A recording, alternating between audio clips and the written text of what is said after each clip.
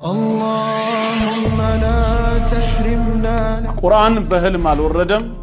ቅዱስ ቁርአን ቀጥታ ጌታ አላህ እየተናገረ ነብያችን ሰለላሁ ዐለይሂ ወሰለም ያለ መላእክት ጣልቃ ገብነት በጆሮአቸውም እየሰሙ አልወረደም ቁርአን የወረደው የጌታ አላህ ቃል ሆኖ ግን በመላእኩ በጅብሪል አለይሂ ሰላም በኩል ነው ማለት ለዚህ ማስረጃችንም ብዙ የቁርአን አንቀጾች አሉ ከነዚህ መካከል ሱረቱል በቀራ ቁጥር 97 ተጠቃሽ ነው ጌታችን በሱረቱል በቀራ ምዕራፍ 2 ቁጥር 97 ላይ ቁል መን ካነ ዐዱወን ለጅብሪል ለመላእኩ ጅብሪል አለይሂ ሰላም ጠላት የሆነ ሰው ካለ ከናንተ መካከል በቁጭት ይሙት ብለ ለአይሁዶች ንገራቸው ምክንያቱም ጅብሪል ማለት ኢነሁ ነዘለሁ ዐላ ቀልቢከ ቢኢዝኒላህ በአላህ ፍቃድ በሱ ይሁንታ ቁርአንን ባንተ ልብ ላይ ከፋፍሎ ያወረደው ጅብሪል ነውና ሙሰድቀን ሊማ በይነ የደይ ከበስተፊቱ ያሉ ቀደምት መለኮታዊ መጽሐፍትን የሚያረጋግጥና ወሁደን ወቡሽራ ለልሙእሚኒን ለአማኞች ደግሞ መመሪያና ብስራት ሲሆን አላህ ቁርአንን በጅብሪል ወይም በመላእኩ በኩል አውርዶታል وعافنا في من عافيت كتاب مكنون በተባለው ለውህ المحفوظ ዘንድ ተጠብቆ ያለ መጽሐፍ ነው ከዛ ወደ ምድራዊ ሰማይ ለመውረዱ ደግሞ ሱረቱል በቀራ ቁጥር 185 ማስረጃ ነው ጌታችን በሱረቱል በቀራ ቁጥር 185 ላይ شهر رمضان የረመዳን ወር ማለት ይለናል الذي انزل فيه القرآن ቁርአን የወረደበት ወር ነው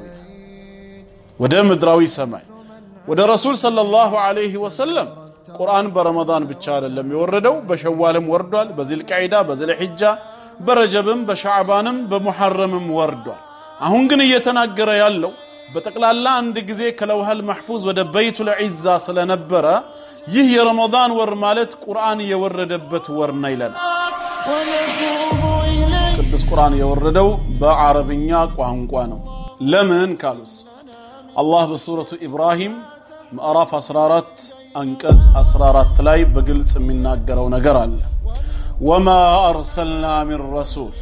ከመልእክተኛ አንድንም አላክንም ይላል ጌታ አላህ ኢላ ቢሊሳኒ ቀውሚ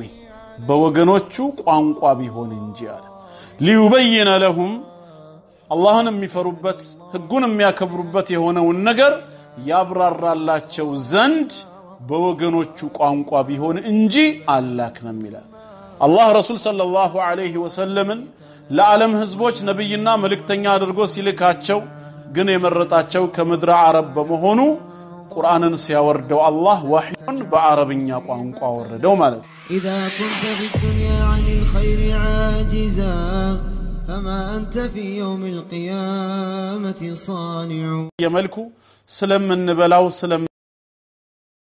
ስለምንጠልክ በላይ እንድናስብ አይደለም የዚህን ሐላፊነት ራሱ በመውሰድ ما أريد منهم من رزق እኔ ከናንተ ሲሳይን አልፈልግም ይላል وما أريد أن يطعمون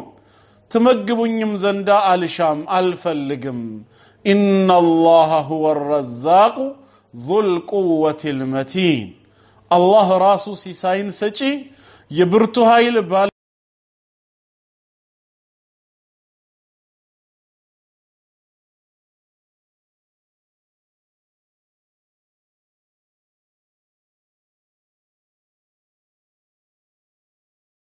ለቤት ነው ሲሳይን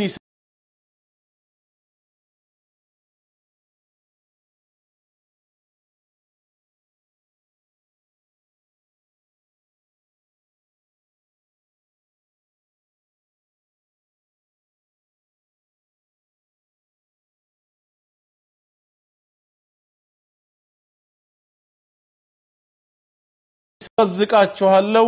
እችላችኋለሁ ነው ያለው እናንተ ግን እኔን ተገዙ ነው ያለው ጌታችን ሐላፊነቱን ወስዶ በአግባቡ እየሞላልን ነው ምንም ያጎደለብን ነገር የለም وما من دابة في الأرض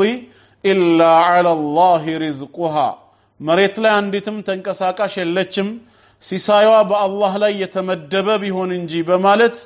ጌታ አላህ የሚረዝቃት እንጂ ከአላህ ተገለላ ራሷን ችላ ህይወቷን የምትመራ አንድም ተንቀሳቃሽ ፍጡር የለችም ነው የሚለው። ስለዚህ እኛም የተሰጠንን ኃላፊነት በአግባቡ ልንወጣ ይገባናል። አላህን ማምለክ ዕለታዊ ስራችን መሆን አለበት ማለት ነው። ለአፍታ ያገባ በግልጽ ማስረጃ ወደ ህዝቦቻቸው ልክያቸዋለሁ ይላል። ወአንዘልና ማዐሁሙል ኪታበ ወልሚዛን ከነሱም ጋር መጽሐፍንና ህግን አውርጃለሁ ይላል። አላማውም ሊየቁመ الناس بالقسط ሰዎች በፍትህ ቀጥ እንዲሉ እንዲስተካከሉ ህይወታቸውን እንዲመሩ ያስችላቸው ዘንድ ነው። አላህ መለኮታዊ መጽሐፍትን በእነዚህ ነቢያት ሩሱሎች በኩል አውርዷል ማለት ነው። ዛሬ አላህ ከፈቀደ የምንነጋገረው ከቀደምት መለኮታዊ መጽሐፍቶች ሁሉ ለመጨረሻ ጊዜ የወረደው ቁርአንን በተመለከተ ይሆናል ማለት ነው። አላህ በሱረቱል ኢንሳን ቁጥር 23 ላይ ኢና ነህኑ ነዘልና ዐለይከል ቁርአነ ተንዚላ እኔ ቁርአንን ባንተ ላይ በርግጥም መወረዱን አውርጄዋለሁ ብሎ ጌታ አላህ እንደተናገረው ስለዚህ ቁርአን አመጣጥ ስለ ቁርአን አወራረድ ቁርአን ለኛ ምን እንደሆነ እንመለከታለን ማለት ነው። ሰዓታችን በፈቀደ ልክ 1 2 3 4 እያልን ነጥቦችን እያነሳን አላህ እስከፈቀደልን ጊዜ ድረስ እንቆያለን ኢንሻአላህ። እናንተም ሰብር አድርጉ። በአላህ ፍቃድ የተወሰነ ጥቅምን እናገኛለን። ስለ ቁርአን ምንነት ስንነጋገር ስለ ቁርአን ምንነት ስናነሳ አንደኛ የምናነሳው ነጥብ የወህይን ጉዳይ። ወህይ ወይም መለኮታዊ ራእይ ከአላህ ዘንድ እንዴት ነው ወደ ነቢያት የሚመጣው? በምን መንገድ ነው የሚተላለፈው? ይሄንን ነጥብ ማወቁ ቅዱስ ቁርአን ከአላህ ዘንድ ወደ ነብዩ መሐመድ ሰለላሁ ዐለይሂ ወሰለም እንዴት እንደተላለፈ እንዴት እንደተወረደ ጥሩ ማስረጃን ይሰጠናል ማለት ነው። የወህይን ምንነት ግን መጀመሪያ ማየት መቻል አለብን ማለት ነው። አላህ እንደሚናገረው በሱረቱ ሹራ ምዕራፍ 42 አንቀጽ 51 ላይ ሶስት አይነት የወህይ መንገዶች መኖራቸውን ጠቅለል ባለ መልኩ የወህይ መንገዶች በሶስት ይገለጻሉ። በዚህ አየት ላይ አላህ ምን ይላል? ወማ ካነ ሊበሸሪን ለሰው በፍጹም አይገባውም ይላል አን ይከልመሁ አላህ እሱን የነብይነትና የረሱልነትን ማዕረግ ከሰጠው በኋላ ፊት ለፊት እየተያዩ ከጌታው ከአላህ ጋራ በጋድ ሊያነጋግረው በፍጹም አይገባው ኢላ ወህያ በወህይ አማካይነት ቢሆን እንጂ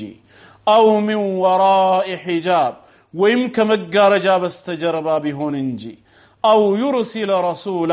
ወይም የመላእክን መልእክተኛ ቢልክለትና ፈዩሂየ ቢኢዝኒሂ ማ የሻ በፈቃዱ በዚህ መልአክ በኩል የፈለገውን ነገር ቢያስተላልፍለት እንጂ ከነዚህ መንገዶች ውጪ ለዚያ ነብይና ረሱል አላህን ፊት ለፊት ያየ በጋድ ሊያናግረው ተገቢው አይደለም። ኢነሁ ዐሊዩን ሐኪም እርሱ ከፍጡራኑ ሁሉ በላይ ያለ ጌታና ፍጹም ጥበበኛ አምላክ ነውና ይላል። በዚህ አንቀጽ መሰረት እንግዲህ ሶስት የወህይ መንገዶችን እንመለከታለን ማለት ነው። የመጀመሪያው መንገድ ቃሉ ሲናገር ምን ይላል? ኢላ ወህያ በወህይ ወይም በራእይ አማካይነት ቢሆን እንጂ ብሏል። ምን ማለት ነው? በራእይ አማካይነት ቢሆን እንጂ ማለት ያለ ነብይነት የተመረጠው ግለሰብ በንቃተ ህሊናው እያለ ሳይተኛ ሳያንቀላፋ አላህ በልቡ መጣል የፈለገውን ነገር እንዲሁ ያሳውቀዋል። መልአክም አይልክለትም፣ መለኮታዊ ቃሉንም አያሰማውም። ነገር ግን በልቡ ላይ ሊያስተላልፍ የፈለገውን መልእክት እንዲሁ ያሳውቀዋል። ይሄ ምን ይባላል? አልኢልሃሙ ፊ ሐለቲ አልየቅዛ በነቃበት ባልተኛበትና ባላንቀላፋበት ሰዓት በልቡ አንድ ነገር እንዲተገብረው ወይም እንዲያደርገው ማሳወቅ ይባላል። በዚህ መልክ ካልሆነ ደግሞ ወይም ተኝቶ ይያለ ማለት ነው በተኛበት በህልሙ አማካኝነት ያሳየዋል። የነቢያት ህልም ደግሞ ወህይ ስለሚሆን በዛ መልክ ትእዛዝን ይሰጣዋል ማለት ነው። ኢላ ወህየን በራእይ ቢሆን እንጂ ሲል እነዚህን ሁለት ነገራት ያቅፋል ማለት ነው። ምሳሌ እንመልከት ቢባል ገና በንቃተ ህሊናው ይያለ ሳይተኛ ሳያንቀላፋ አላህ በልቡ መጣል የፈለገውን ነገር እንደሚጥልበት ብዙ ማስረጃዎች አሉ። ሙሳ አለይሂ ሰላም እናቱ ስለ ልጇ በፈራች ጊዜ ምን ማድረግ እንዳለባት ጌታ አላህ አሳውቋታል። ሙሳን ምን ልታደርገው እንደሚገባ መልአክን ልኮላት አይደለም ወይም በቀጥታ መለኮታዊ ቃሉን አሰምቷት አይደለም። ልቧ ላይ ግን አንድ ነገር እንድታደርግ አሳወቃት። ይሄ ምን ይባላል? ኢልሃም ተብሎ ይጠራል። ቁርአን ሲናገር በሱረቱል ቀሰስ ምዕራፍ 28 ቁጥር 7 ላይ ወአውሐይና ኢላ ኡሚ ሙሳ ወደ ሙሳ እናትም ወህይን አወረድን ማለትም አሳወቅናት ማለት ነው። አን አርዲዒህ ይህን የወለድሽውን ልጅሽን አጥቢው فإذا خفت عليه በሱ ላይ አንዳች ነገር ይሆናል ብለሽ ከፈራሽበት فألقيه في اليم በባህሩ ላይም ጣዩ ولا تخافي ምንም ነገር እንዳትፈሪ ولا تحزني እንዳታዝኒ እንዳትተክጂ إنا رادوه إليك ኋላ ላይም ወዳንቺ መልሰዋለሁ وجاعلوه من المرسلين ከኔ መልእክተኞችም አንዱ አደርገዋለሁ አላት። ይህንን ሲላት ጌታችን መለኮታዊ ቃሉን አሰምቷት አይደለም ወይም መልአክን ልኮላት በመልአክ በኩል አይደለም። ልቧ ላይ ነው ይሄንን የጣለላት። እንዲሁ በዚህ መልክ እንድታደርገው አሳወቃት ማለት ነው። ኢልሃም ይባላል። ነቢያችን ሰለላሁ ዐለይሂ ወሰለም በአንድ ሐዲሳቸው መልአኩ ጅብሪልን አስመልክተው ሲናገሩ ምን አሉ? ኢነ ሩሐል ቁዱስ ነፈሰ في الروع ቅዱሱ መንፈስ ወይም ጅብሪል አለይሂ ሰላም በልቤ እፋለብኝ አሳወቀኝ አሉ። እንዲሁ ቃሉንም ሳይሰሙ ማለት ነው። ምን የሚልን? أنه لن تموت نفس ማንኛይቷም ነፍስ በፍጹም አትሞትም حتى تستكمل رزقها وآجلها ምድራዊ ቆይታዋን እድሜዋንና የተመደበላትን ሲሳይ እስክታጠናቀቅ ድረስ ማንኛይቷም ነፍስ ያለ ጊዜዋ አትሞትም ሲሳይዋም አይነጠቅም መባልን አሳወቀኝ። ስለዚህም ፈተቁላህ የትም ስፍራ ሆናችሁ አላህን ፍሩ ወአጅሚሉ في الطلب በዱንያ ላይ ያላችሁን ፍላጎትም አሳምሩ፣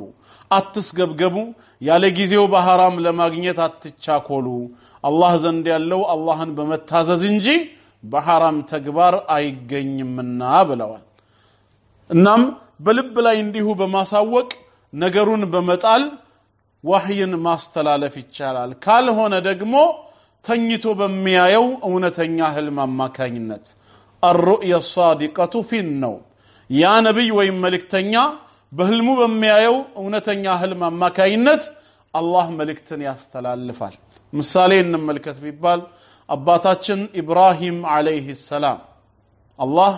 ልጁን እስማኤል አለይሂ ሰላምን እንዲያርድለት ትእዛዝን በሰጠው ጊዜ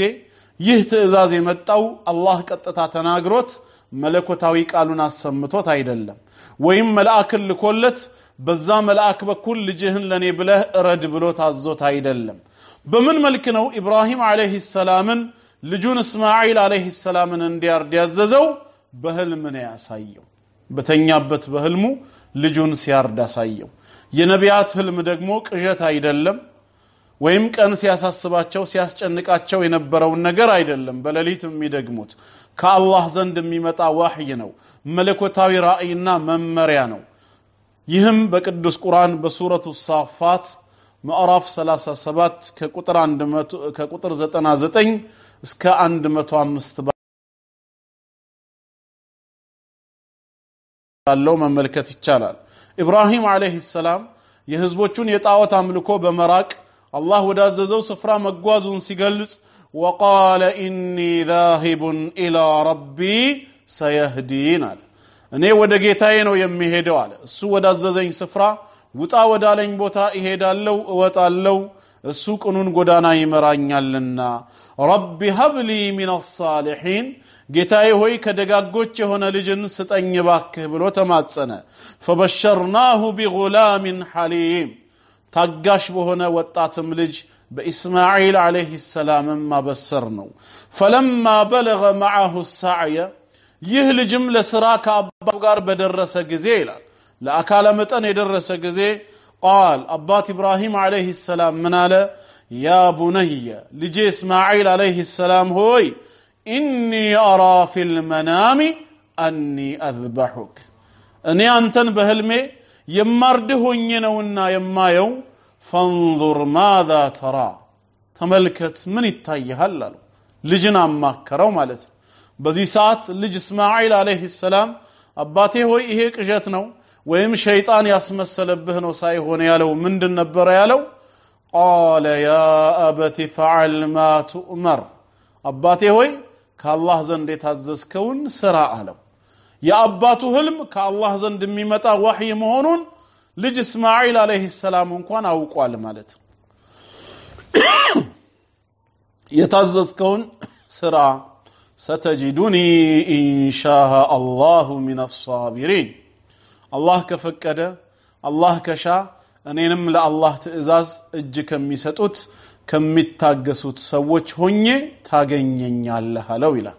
ከዛም ጌታችን ስለ ሁለቱ ሲገልጽ ምን አለ فلما أسلما ሁለቱም የአላህን ትእዛዝ በተቀበሉና ወተለሁ للجبين ኢብራሂም አለይሂ ሰላም ልጁን እስማዒል አለይሂ ሰላምን በጎን ግንባሩ ባጋደመውም ጊዜ የሆነው ነገር ሆነ ይላል ቢላዋን አነሳ ወረደ ልጁን ሊያርድ ተቃረበ ማለት ነው የዛኔም ወናደይናሁ አን ያ ኢብራሂም አንተ ኢብራሂም ወይ በማለትም ጠራ ነው قد صدقت الرؤيا ያያሃትን ህልም ወይም ራእይቷን በርግጥም እውነት አድርገሃል ፈጽመሃል አለው ምንም ልጁን ባያርደውም ኢንማ الأعمال بالنية ለማረድ ተንቀሳቅሷል ስራ በንያ ነውና የጌታህን ትእዛዝ ተቀብለ ያ በርግጥም ህልምህን ፈጽመሃል ኢና كذلك نجزي المحسنين እኔ ልክ እንደዚሁ መልካም ሰሪዎችን የምመነዳ ጌታ ነኝ አለ አላህ ስለዚህም ከዚህ የምንወስደው ትምህርት ምንድነው አላህ በህልም በኩልም ወህይን ያስተላልፋል ሌላ ምሳሌ ይጠቀስ ከተባለ ረሱል ሰለላሁ ዐለይሂ ወሰለምንም ማየት ይቻላል የአላህ መልእክተኛ ወህይን የጀመሩት ሒራ ዋሻ ውስጥ አይደለም ወህይን የጀመሩት መላእክታው ጅብሪል ዐለይሂ ሰላም መጥቶ ኢቅራ ያላቸው ጊዜ አይደለም ከዛ በፊት በህልማቸው በሚያዩት እውነተኛ ህልም አማካይነት ወህይን ጀምረው ነበር ቡኻሪ ላይ እንደተገለጸው እናታችን አይሻ ረዲየላሁ ዐንሃ እንደነገረችን أول ما بدأ به رسول الله صلى الله عليه وسلم من الوحي يا الله ملك تنيا وحي ملك تاوي رأي يجمروت الرؤيا الصادقة في النوم تنيتو وميايوت ونتنيا هل ما كاين نتنبر عليك فكان لا يرى الرؤيا ساتشو من ماينت هل من عين ملكتهم نبر إلا جاءت مثل فلق الصبح لك عند نقات قوح ያ በለሊት ያዩት ህልም የጠራና ትክክለኛ ሆኖ የተፈጸመ ቢሆን እንጂ ሁሌም በለሊቱ የሚመለከቱት ህልም በንጋታው እውን ሆኖ ይከሰታል ማለት ነው ይህ ነገር ለአንዴ ወይ ለሁለቴ ሳይሆን እስከ 6 ወራት ያህል ድረስ እየተደጋገመ ሲመጣ ثم حبب اليه الخلاء ከሰዎች መገለል ለብቻ መሆን እሳቸው ዘንድ ተወደደ ማለት ነው የዛኔም وكان يخلو بغار حراء ዋሻ ውስጥ ሄደው ለብቻቸው ይገለሉ ነበር فيتحنث فيه በውስጡም ሆነው ለተወሰኑ ቀናት ያህል ዒባዳን አምልኮን ይፈጽሙ ነበር قبل أن ينزع إلى أهله ويتزود لذلك መጀመሪያውንም ለተወሰነ ቀን የሚሆን ስንቅን ይዘው ወደ ቤታቸው ከመመለሳቸው በፊት ለብዙ ሌሊቶች እዛ ሆነው በዒባዳ በአምልኮ በተፈኩር ጊዜያቸውን ያሳልፉ ነበር ማለት ነው ከዛ ወደ ባልተቤታቸው ኸዲጃ ረዲየላሁ ዐንሃ ይመለሱና ድጋሚ ለተወሰነ ጊዜ የሚሆን ስንቅን ይዘው ወደ ሒራ ዋሻ ይሄዳሉ حتى جاءه الحق وهو في غار حراء እሳቸው እዛ ሒራ ዋሻ ውስጥ ይያሉ እውነተኛው መልአክ ጅብሪል አለይሂ ሰላም እስኪመጣቸው ድረስ ከዛም መጣና መላእክታውም ኢቅራ አንብባላቸው ማለት ከዚህ በፊት ግን በህልማቸው በሚያዩት እውነተኛ ህልም አማካይነት ነበር የሚተላለፈው ማለት ነው ይሄ ሁለተኛው መንገድ ማን ነው ይቅርታ አንደኛው መንገድ ሆኖ ኢላ ወህየን ሲል በምን መልኩ እንደሚገናኝ የሚያሳይ ወይ በንቃተ ህሊናው ይያለ አላህ በልቡ ሊጥል የፈለገውን ሊያሳውቅ የፈለገውን እንዲሁ ያሳውቀዋል ወይም ተኝቶ ህልም ያሳየውና በህልሙ አማካኝነት ትእዛዝ ይሰጠዋል ማለት ነው ይሄ አንደኛው ነው ሁለተኛው ደግሞ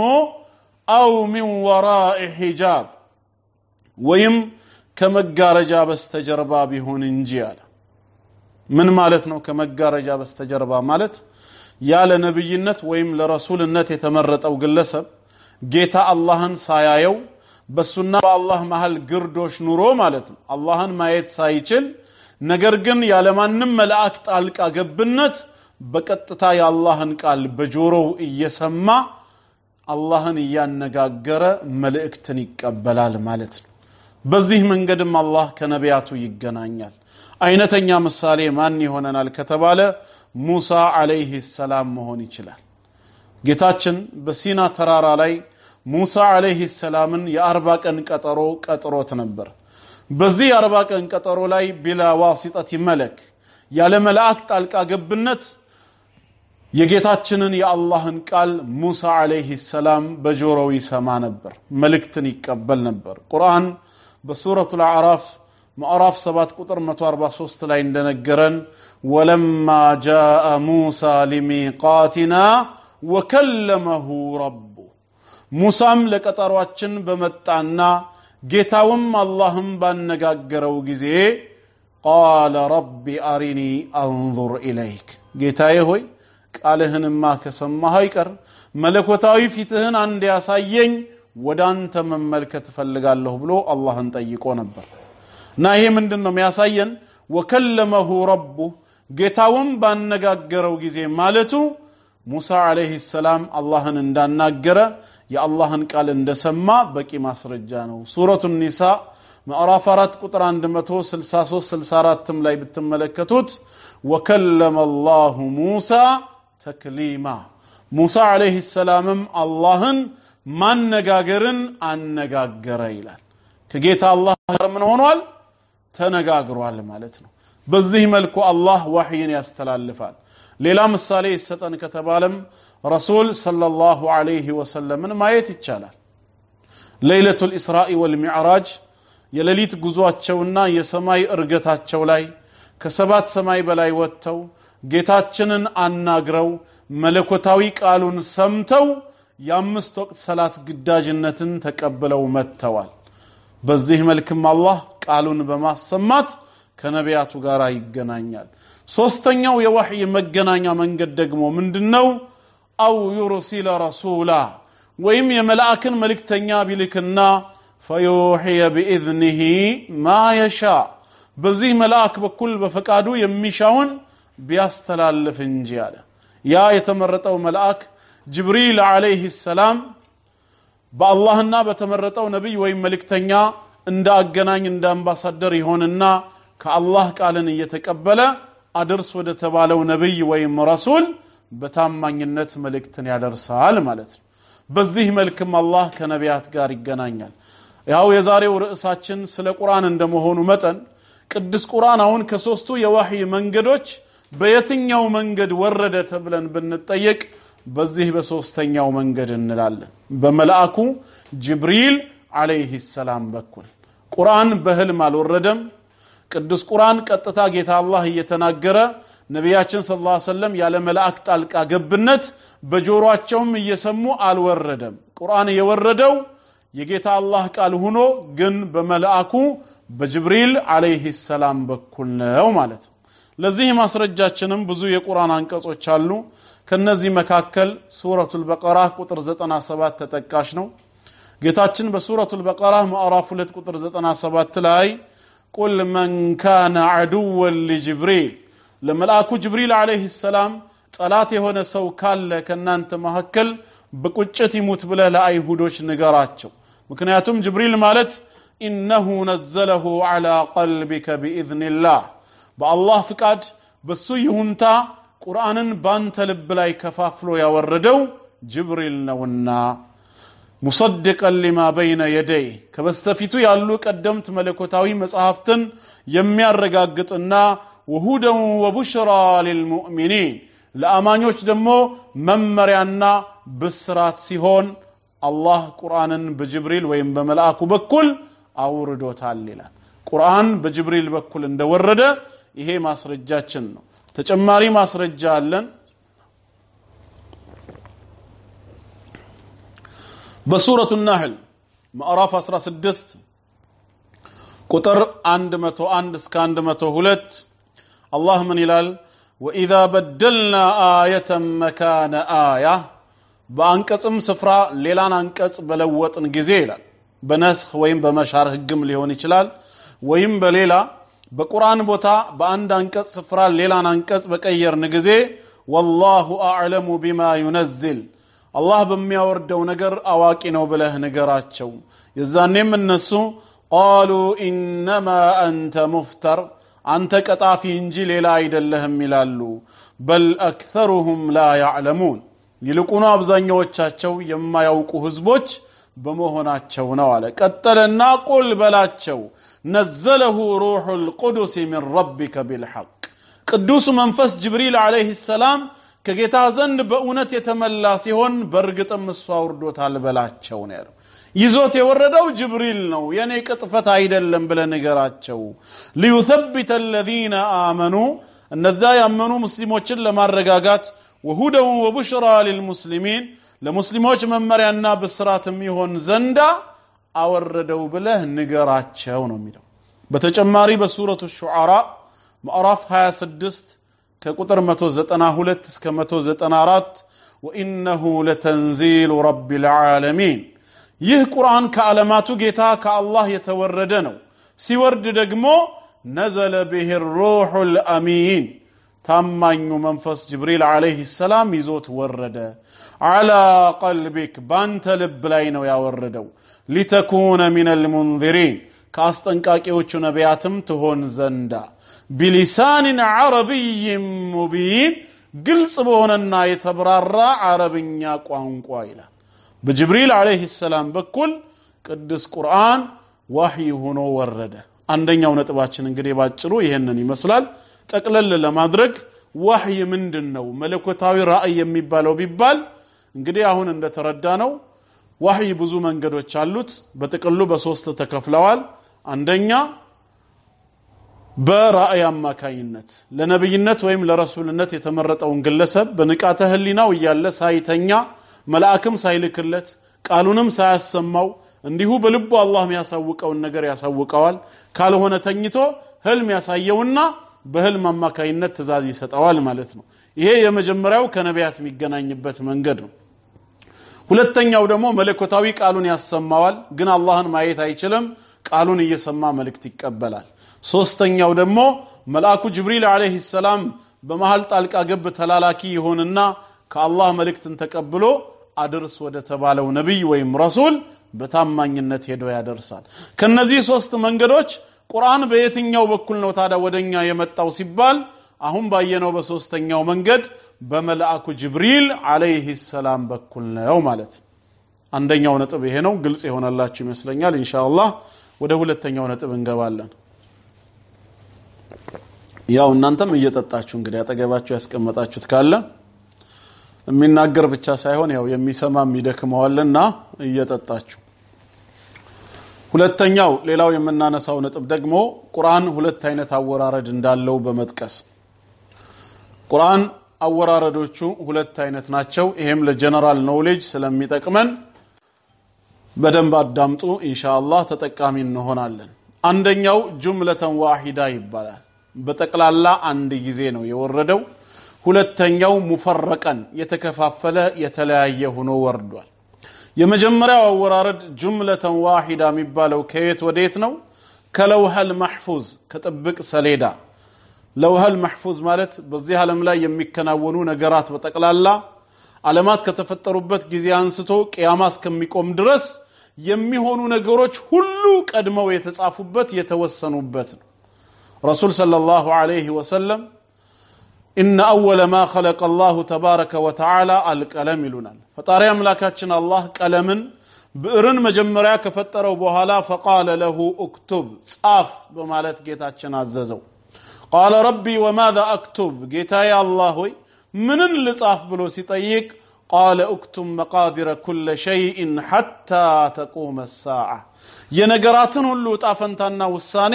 ሰዓቲቷ ቂያማ እስከምትቆም ድረስ የሚሆነውን ሁሉ ጻፍ በማለት አዘዘው فجرى في تلك الساعة በዛችው ሰዓት at the moment ሁሉንም ነገር ጽፎ አጠናቀቀ ይላል ለውሐል መህፉዝ ላይ ጥብቅ ሰሌዳ ማንንም የማይነካው የማይበረዝ የማይደለዝ የተጠበቀ ስለሆነ ለውሐል መህፉዝ ይባላል ማለት ነው እናም ከዛ ከለውሐል መህፉዝ ወደ በይቱል ዒዛ ወደ እልቅናው ቤት ወደ ምድራዊ ሰማይ ማለት ነው ሰባት ሰማያት አሉ ለምድራችን ቅርብ ወደ ሆነው ምድራዊ ሰማይ ወደሚባለው ከለውሐል መህፉዝ ዘንድ ቁርአን በጠቅላላ አንድ ጊዜ ወርዷል ይሄም የወረደው በረመዳን ወር ላይ ነው ከረመዳን ወር በተባረከችው ሌሊት ላይ ነው ያችም የተባረከችው ሌሊት ለይለቱል ቀድር ትባላለች የውሳኔዋ ሌሊት በዚች ሌሊት ከለውሐል መህፉዝ ሙሉ 30 ጁዝ ቁርአን በአንድ ጊዜ ወረደ ማለት ነው ይህ የመጀመሪያው አወራረዱ ነው ለዚህ አወራረድ ሶስት የቁርአን አንቀጾችን ማየት ይቻላል አላህ ሲናገር ሱረቱል ዋቂዓ ቁጥር 77 እስከ 80 ባለው ላይ ኢነሁ ለቁርአኑን ከሪም ይላል እርሱ እጅግ የተከበረ ቁርአን ነው في كتاب مكنون ፍጹም በተጠበቀ መጽሐፍ ለውሐል መህፉዝ ላይ ነው ያለው لا يمسه الا المطهرون ፍጹም የተጠራሩት ንጹሃኖች ካልሆኑ በስተቀር ማንንም አይነካውም تنزيل من رب العالمين ከዓለማቱ ጌታ ከአላህም ዘንድ የተወረደ ነው ይላል በዚህ አንቀጽ መሰረት ምንድነው የምንረዳው ቁርአን ኪታብ መክኑን በተባለው ለውሐል መህፉዝ ዘንድ ተጠብቆ ያለ መጽሐፍ ነው ከዛ ወደ ምድራዊ ሰማይ ለመውረዱ ደግሞ ሱረቱል በቀራ ቁጥር 185 ማስረጃ ነው ጌታችን በሱረቱል በቀራ ቁጥር 185 ላይ ሸህሩ ረመዳን የረመዳን ወር ማለት ይለናል الذي انزل فيه القرآن قرآن የወረደበት ወር ነው ይላል ወደ ምድራዊ ሰማይ ወደ ረሱል ሰለላሁ ዐለይሂ ወሰለም ቁርአን በረመዳን ብቻ አይደለም የወረደው በሸዋልም ወርዷል በዚልቃዒዳ በዚልሂጃ በረጀብም በሻዕባንም በሙሐረምም ወርዷል አሁን ግን እየተናገረ ያለው በጠቅላላ አንድ ጊዜ ከለውሐል መህፉዝ ወደ በይቱል ዒዛ ስለነበረ ይህ የረመዳን ወር ማለት ቁርአን የወረደበት ወር ነው ይለናል በረመዳን ወር በየትኛው ቀን ስንል ደግሞ የተባረከችው ሌሊት ላይ መሆኑ ሱረቱል ዱኻን ቁጥር 3 ላይ ይነግረናል በማዕራፍ 44 ሱረቱል ዱኻን አንቀጽ 3 ላይ ኢና አንዘልናሁ ፊ ለይለቲን ሙባረካ እኛ ቁርአንን በተባረከች ሌሊት አወረድ ነው ይላል ይህች የተባረከች ሌሊት ለይለቱል ቀድር መሆኗን ደግሞ በሱረቱል ቀድር ቁጥር 1 ላይ ይነግረናል ማዕራፍ 97 ሱረቱል ቀድር አንቀጽ 1 ላይ ኢና አንዘልናሁ ፊ ለይለቲል ቀድር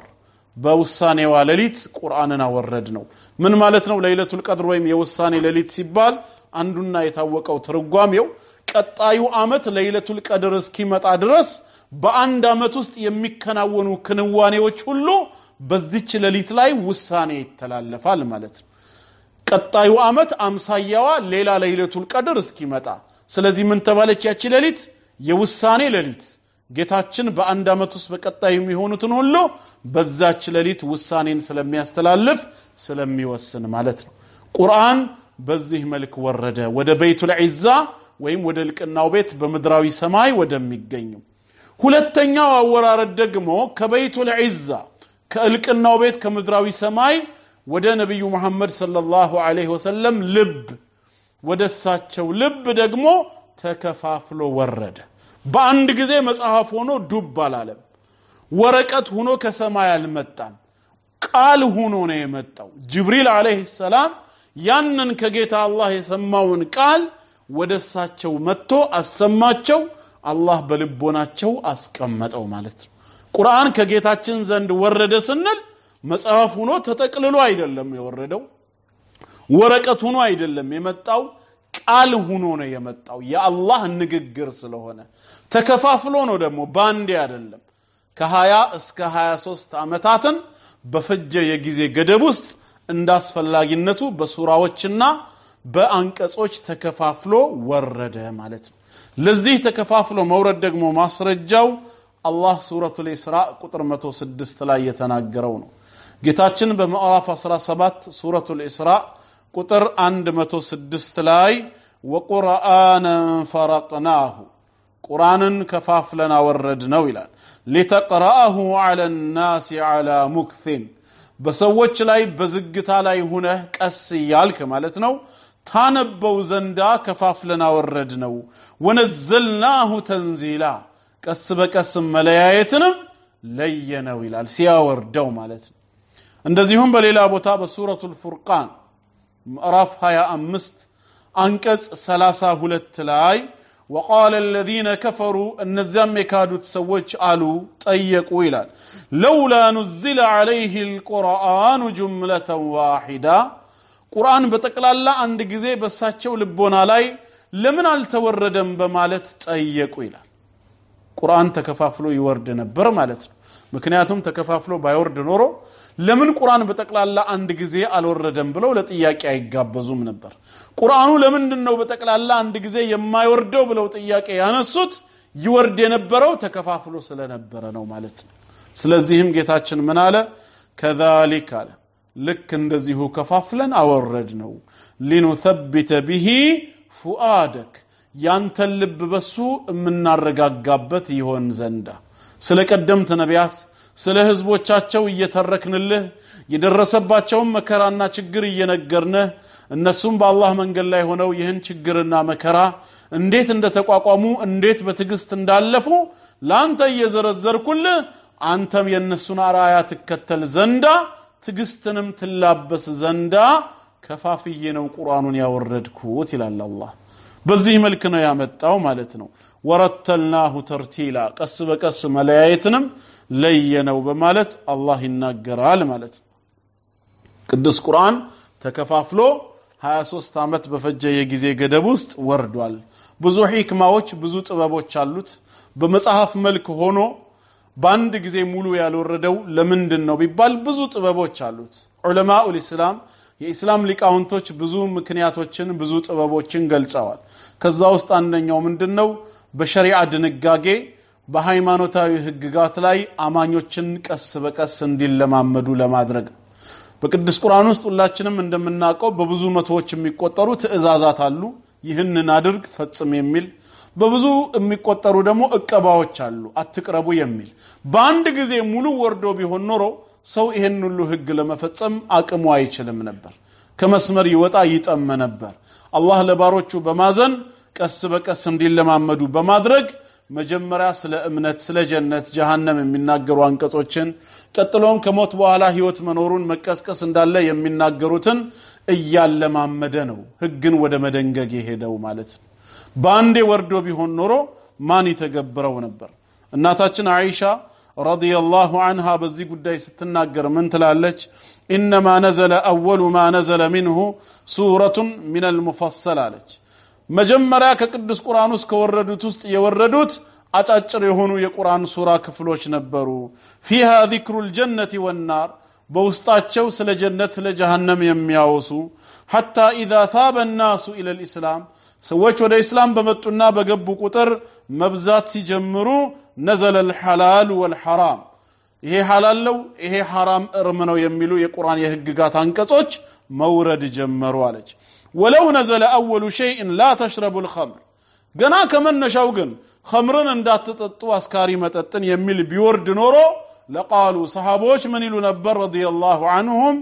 لا ندع الخمر ابدا በፍጹም ዘላለም መጠጥን አንተውም ብለው ጭራሽ ከእምነት በተቀለበሱ ነበር ወለው ነዘለ لا تزنوا ዚናን አትፈጽሙ የሚል ነገር ቢወርድ ኖሮ ገና ከመነሻው لقالوا لا ندع الزنا ابدا ዘላለም ዝሙትን አንተውም ባሉ ነበር ብላ እናታችን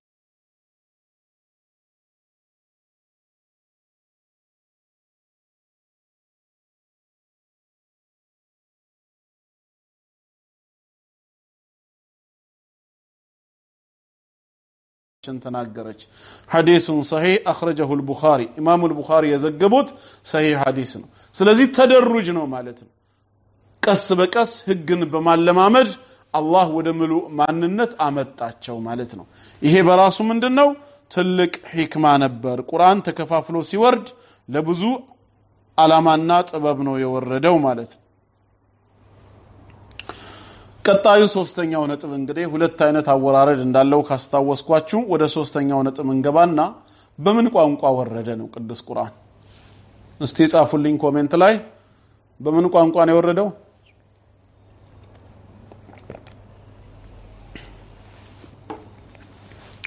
በትክክል መልሳችሁታል። ቅዱስ ቁርአን የወረደው በአረብኛ ቋንቋ ነው። ለምን ካሉስ አላህ በሱረቱ ኢብራሂም ምዕራፍ 14 አንቀጽ 14 ላይ በግልጽ የሚናገረው ነገር አለ። ወማ አርሰልና ሚን ረሱል ከመልእክተኛ አንድንም አላክንም ይላል ጌታ አላህ ኢላ ቢሊሳኒ ቀውሚ በወገኖቹ ቋንቋ ቢሆን እንጂ አለ። ሊዩበይነ ለሁም አላህን የሚፈሩበት ህጉን የሚያከብሩበት የሆነውን ነገር ያብራራላቸው ዘንድ በወገኖቹ ቋንቋ ቢሆን እንጂ አላክንም ይላል። አላህ ረሱል ሰለላሁ ዐለይሂ ወሰለምን ለዓለም ህዝቦች ነብይና መልእክተኛ አድርጎ ሲልካቸው ግን የመረጣቸው ከምድረ አረብ በመሆኑ ቁርአንን ሲያወርደው አላህ ወህዩን በአረብኛ ቋንቋ ወረደው ማለት ነው። መልእክቱ ግን ለመላው የሰው ዘር ስለሆነ እያንዳንዱ ሰው በቋንቋው የቁርአን መልእክት ይደርሰው ዘንድ መልእክቱ እየተተረጎመ በተረጓሚ መልክ ዛሬ በዓለማችን ላሉ የተለያዩ ክፍሎች ተዳረሰ ማለት ነው። ሲወርድ ግን በአረብኛ ቋንቋ ወርዷል። የተመረጠው ነብይ ከምድረ አረብ ስለሆነ ሱረቱ ዩሱፍ ላይ ይሄንን በግልጽ ይነግረናል። በምዕራፍ 12 አንቀጽ 2 ላይ ኢና አንዘልናሁ ቁርአናን አረብያ እኛ ቁርአንን በአረብኛ ቋንቋ አወረድነው ለዓለኩም ተዕቂሉን ፍቺውን ታውቁና ትረዱ ዘንድ ይላል። እንደዚሁም ቅድም ባየነው የሱረቱ ሹዓራ ምዕራፍ 26 ከቁጥር 192 እስከ 194 ባለው ወኢነሁ ለተንዚሉ ረቢል ዓለሚን ነዘለ ቢሂ الروحul አሚን على قلبك لتكون من المنذرين بلسان عربي مبين الى 195ኛው አንቀጽ ላይ ግልጽ በሆነ የአረብኛ ቋንቋ ነው የሚለው። ቁርአን በአረብኛ ቋንቋ ወርዷል የሚለውንም ሶስተኛ ነጥብ እንዳትረሱ። አራተኛ ደግሞ የቁርአን መሰብሰብን በተመለከተ ነግራችኋለሁ። እንዴት ተሰበሰበ? ቁርአን ተሰብስቧል ሲባል ሁለት አይነት መሰብሰብ አለው። ይሄንንም እንዳትረሱ። አንደኛ አልጀምዑ ፊ الصدور በልቦና በአእምሮ የተያዘ የተሐፈዘ ሆኖ ቁርአን ተሰብስቦ ተቀምጧል። ሁለተኛ በመጽሐፍ መልክ አልጀምዑ ፊ السطور ሰነድ ሆኖ ተዘግቦ ተሰብስቦ ተቀምጧል። የመጀመሪያው በልብ ላይ የመቀመጡ ሂደቱን እናየዋለን። የቁርአኑ ባለቤት ጌታ አላህ በረሱል ሰለላሁ ዐለይሂ ወሰለም ላይ ቃሉን ሲያወርደው እንዳይጠፋ ሙሉ ኃላፊነቱን የወሰደው እሱ ስለነበር ባንተ ልብ ላይ ሰብስቤ እኔ ነኝ የማቆየው ብሏል። አላህ በሱረቱል ሂጅር ምዕራፍ 15 ቁጥር 9 ላይ እንደነገረን ኢና ነህኑ ነዘልና الذክራ ወኢና ለሁ ለሐፊዙን እኛው ቁርአኑን እናወርደዋለን እኛው ለርሱ ጠባቂዎች ነን ባለው መሰረት አላህ አንደኛ ቁርአንን የሰበሰበበት የጠበቀበት መንገድ አማኞች ልቦና ውስጥ ሴቭ እንዲደረግ እንዲቀመጥ ማድረጉ ነው። ይህ የቁርአን ሙዕጂዛ ነው። ዛሬ በዓለማችን ላይ በሚሊዮኖች የሚቆጠሩ ሑፋዝ አልቁርአን አሉ። 604 ገጽ የሆነውን ቁርአን ሙሉ በሙሉ ከናነባነብ ስርዓቱ በቃላቸው የያዙ ይሄ ጌታ አላህ ያገራላቸው አላህ ቁርአንን የጠበቀበት መንገድ በየማተሚያ ቤቱ ያሉት በየመድረሳው ያሉ ቁርአኖችን በየላይብረሪ ያሉ ቁርአኖችን ሰዎች ሰብስበው አውጥተው ባህር ላይ ቢጥሉት ወይ በእሳት ቢያቃጥሉት ቁርአን በፍጹም አይጠፋም አይበረዝም ሐፊዞች እስካሉ ድረስ። ዓለም ላይ ያለውን ሐፊዝ ማጥፋት ደግሞ በምንም አይነት መልኩ አይቻልም ቂያማ ካልቆመ በስተቀር ማለት ነው። ስለዚህ ቁርአንን አላህ በልቦና እንዲቀመጥ አድርጎታል። አብዱላህ ኢብኑ አባስ ረዲየላሁ ዐንሁማ ሲናገሩ ምን ይላሉ? ጌታችን በሱረቱል ቂያማ ቁጥር 16 ላይ የተናገረው ነገር ነበር። ላ تحرك به لسانك لتعجل به ረሱል ሰለላሁ ዐለይሂ ወሰለም ጅብሪል አለይሂ ሰላም ወደሳቸው መጥቶ ከአላህ ዘንድ እንዲያደርስ የተሰጠውን የቁርአን ክፍል በሚያነብላቸው ጊዜ ይጠፋብኛል የሚል ስጋት በልቦናቸው ስለሚያድር ገና ጅብሪል ቃሉን አንብቦ ሳይጨርስ እንደሰሙ ከአፍካፉ እየተቀበሉ እሳቸውም ያነቡ ነበር ከዛም ጌታ አላህ ምን አላቸው ላ تحرك به لسانك ከዚህ በኋላ በቁርአን ንባብ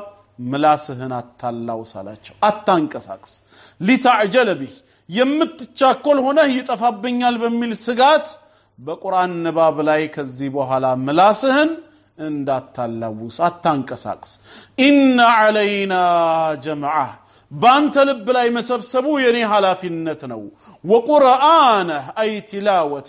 እንድታነበው ማድረግም የኔ ሐላፊነት ነው አላቸው አላህ ስለሆነም فاذا قرأناه በጅብሪል አማካይነት ባንተ ላይ ቃሉን ባነበብንልህ ጊዜ ፈተቢዕ ቁርአነ ንባቡን ተከተለ አንተም ስማ አዳምጥ ካለቀ በኋላ አንተ ደግሞ አንብብ ثم ان علينا بيانا የቃሉን መልእክቱንም ማብራራት በኔው ላይ ነውና ይላል አላህ ይህን ቃል ገባላቸው ማለት ነው ከዛ በኋላ ምላሳቸውን ጅብሪል የመጣለትን ይዞት የመጣውን ወህይ አንብቦ እስኪጨርስ አያላውሱም ነበር አብዱላህ ኢብኑ አባስ ምን አሉ ታዳ ይሄ አንቀጽ ከወረደ በኋላ ምን አሉ ثم ان علينا ان تقرأه فكان رسول الله صلى الله عليه وسلم بعد ذلك اذا اتاه جبريل استمع ከዚህ በኋላ ጅብሪል መጥቶ ከአላህ የታዘዘውን ወህይ በሚያነብላቸው ጊዜ ያዳምጡ ነበር فاذا انطلق جبريل قرأه النبي صلى الله عليه وسلم كما قرأه ጅብሪል ጨርሶ ሲመለስ ወይም ሲሄድ ጅብሪል እንዳቀራቸው እሳቸውም ይቀሩት ነበር በማለት ኢብኑ አባስ ረዲየላሁ ዐንሁማ ይነግሩናል ማለት ነው አላህ በልቦናቸው ሊያስቀምጠው በልቦናቸው ሴቭ ሊያደርገው ቃል ገባ ማለት ነው በሌላም አየት ላይ ሱረቱ ጣሃ ምዕራፍ 20 ቁጥር 114 ላይ ተመሳሳይ ሐሳብ እናገኛለን فتعالى الله الملك الحق እውነተኛ ንጉስ የሆነው አላህ ከሃዲዎች በሱ ላይ ከሚያጋሩት እሱን ከሚገመቱት ነገር ከፍተኛ ጥራት ተገባው ولا تعجل بالقرآن من قبل أن يقضى إليك وحيه وحيه ወዳንተ ወርዶ ከመጠናቀቁ በፊት በቁርአን ንባባት ተቻኮል ይላቸዋል وقل رب زدني علما ይልቁኑ ጌታዬ ሆይ ጠቃሚ ዕውቀትን ጨምርልኝ በል ነው የሚለው እዚህ ጋም አላህ በልቦናቸው ሊያስቀምጠው ቃል መግባቱን ነው የምናየው ሱረቱል አዕላም ላይ ተመሳሳይ ሐሳብ እናገኛለን ከቁጥር 6 እስከ 7 ሰኑቅሪኡከ ፈላ ተንሳ ይላል አላህ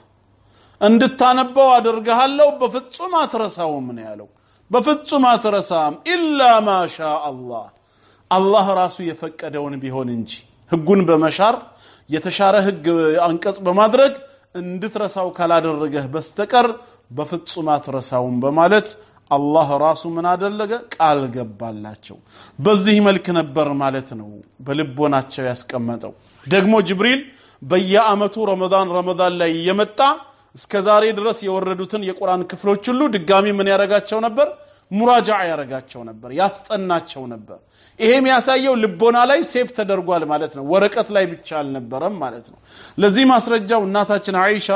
ረዲየላሁ ዐንሃ ቡኻሪ እንደዘገበው ምን ትላለች أقبلت فاطمة تمشي كأن مشيتها مشي النبي صلى الله عليه وسلم فاطمة بنت محمد رضي الله عنها متاج أكاهدوا لك عند ملك تنيو أكاهدي مثل نبر فقال النبي صلى الله عليه وسلم مرحبا بابنتي يا الله ملك تنيا مسوان آيتو لجيهوي إن كان دهنا متاش بلو تقبلوات ثم أجلسها عن يمينه أو عن شماله كذا بكأني بكل وين بقرا بكلاتشو أسكمتوات ثم أصر إليها حديثا فبكت كذا يهونا وريك السبلو بمستر نقرات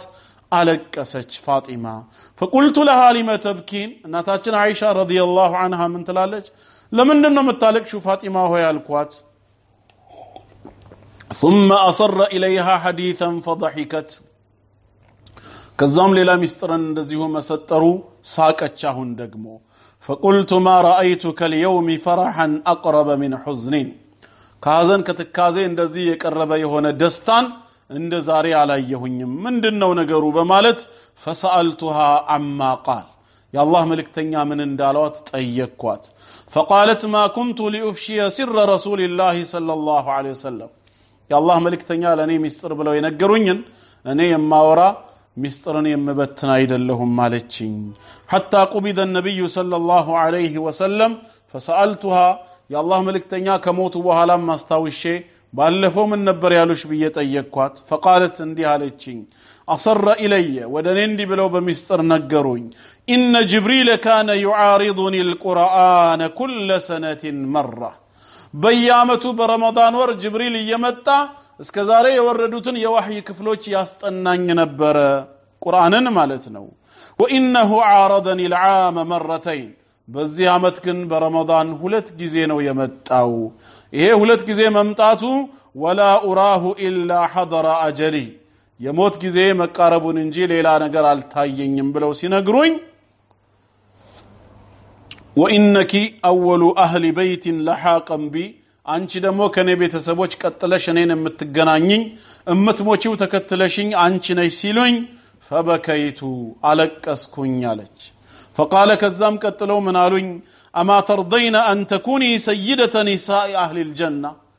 كجنت نواري سيتوች አለቃ አንቺ መሆንሽን አትወጅም እንዴ አንቺ ኮነሽ የጀነት ሴቶች አለቃ ሲሉኝ فضحكت لذلك የዛኔ ነው ይሄን ሰማይ ሳኩት በማለት ቡኻሪ በዘገበው ዘገባ ላይ የተነገረው ማለት አሁን ምንድነው ሐዲሱ ከርዕሳችን ጋር ቢያገናኘው ጅብሪል በየአመቱ በየረመዳን ወር እየመጣ ያስጠናቸው ነበር በልቦናቸው የተሐፈዘ ሆኖ ይቀመጥ ነበር ማለት ነው ቁርአን ግዴታ በመጽሐፍ በሰነድ መልክ ብቻ አይደለም የተጻፈው ማለት ነው ለዚህም ነው ረሱላህ ሰለላሁ ዐለይሂ ወሰለም በአንድ ሐዲሳቸው እንደነገሩን ከሰሃቦች እንኳን ቁርአንን በቃላቸው የሚያውቁ ብዙ ነበሩ ማለት ነው አብዱላህ ኢብኑ ዐምር ረዲየላሁ ዐንሁማ ሲናገር ምንድነው ያለው ሰሚዕቱ ረሱላህ ሰለላሁ ዐለይሂ ወሰለም يقول የአላህ መልእክተኛ እንዲህ ሲሉ ሰማኋቸው خذوا القرآن من أربعة ቁርአንን በተለይ ከአራት ሰዎች ያዙዋሉ ከነማን من ابن ام عبد عبد الله ابن ام مكتوم ከሱ አንድ ይቅርታ عبد الله ابن مسعود رضي الله عنه ومعاذ بن جبل ሁለት معاذ بن جبل ሶስት وابي بن كعب كابي بن كعب አራተኛ وسالم مولى ابي حذيفه كسالم مولى ابي حذيفه ከነዚህ ቁርአንን ያዙ ብለው መልእክተኛው ተናግረዋል በቃልም የሚያዝ ነበር ማለት ነው ቁርአንን በቃላቸው የሚያጠኑ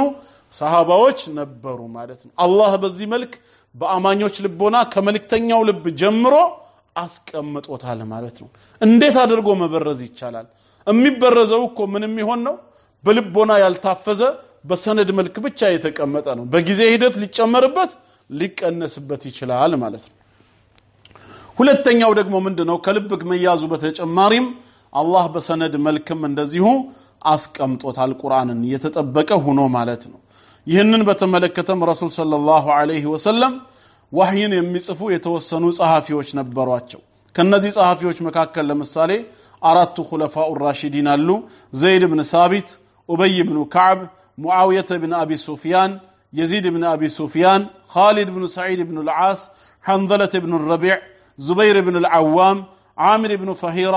وعمر بن العاص عبد الله بن الأرقم مغيرة بن شعبة عبد الله بن رواحة خالد بن الوليد ثابت بن قيسنا ሌሎችም ሰሃባዎች የወህይ ጸሐፊ ነበሩ ይህንን በተመለከተ እስቲ ሁለት ሰሃባዎች የተናገሩትን ቦታውን እንልቀቅላቸውና ምን እንደሚሉ እንስማ ዘይድ ኢብኑ ثابت رضي الله عنه ሲናገር ምን ይላል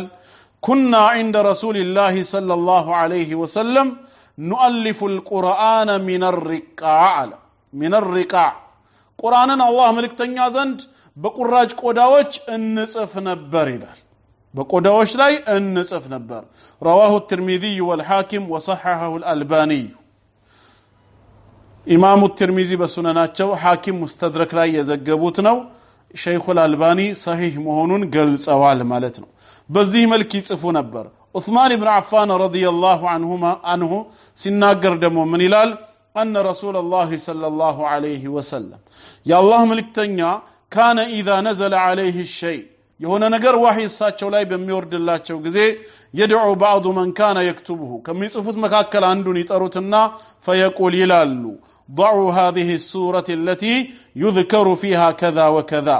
ይሄኛውን አንቀጽ እንደዚህ ተብሎ የሚጠራው የቁርአን ሱራ ውስጥ ምን አድርጉት ይሉ ነበር አስቀምጡት በማለት ትእዛዝን ይሰጡ ነበር رواه احمد والحاكم وحسنه الحافظ ابن حجر ኢማሙ አህመድ በሙስነዳቸው የዘገቡት ሐኪም ሙስተድረክ ላይ እንደዚሁ የዘገበው ኢብኑ ሐጀር አልአስቀላኒ ረሂመሁላህ ሐዲሱ ሐሰንና ሰሂህ መሆኑን የገለጹት ነው ማለት ነው በዚህ መልክ ነበር በወቅቱ ቁርአንን ይጽፉ የነበረው የዛኔ የጽህፈት መገልገያ መሳሪያ የነበሩት ምንድናቸው ቢባል እንደ ዘንባባ ቅርፊት ስስ ድንጋይ የቆዳ እንደዚሁም ቁራጭ የሆኑት ካርቶን ኮርቻ እንጨት ነገሮች ማለት ነው የጀርባ የፍየልና የግመል የጀርባ አጥንቶች የመሳሰሉት ነገሮች ምን ነበሩ እነሱ ላይ ይጻፉ ነበር ማለት ነው እነዚህ ሰዎች وكان كتاب الوحي رضي الله عنهم يضعون كل ما يكتبون في بيت رسول الله صلى الله عليه وسلم የጻፉትን ነገር የአላህ መልእክተኛ ቤት ምን ያደርጉ ነበር ያስቀምጡ ነበር وينسخون لانفسهم منه نسخه ለራሳቸው ደግሞ ኮፒን ይዘው ይወስዱ ነበር ማለት ነው በዚህ መልክ ነበር ሲጻፍ የነበረው ማለት ነው ቅዱስ ቁርአን ማለት ነው እና ኢንሻአላህ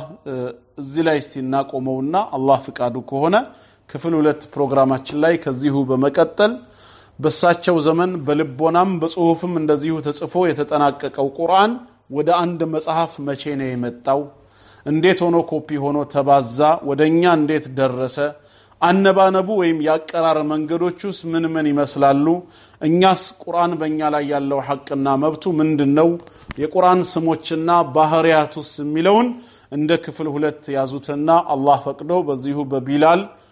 በዩቲዩብም ሆነ በፌስቡክ አድራሻው አላህ ካገናኘን በቅርቡ ክፍል 2ን ከናንተ ጋር ቀጥላለሁ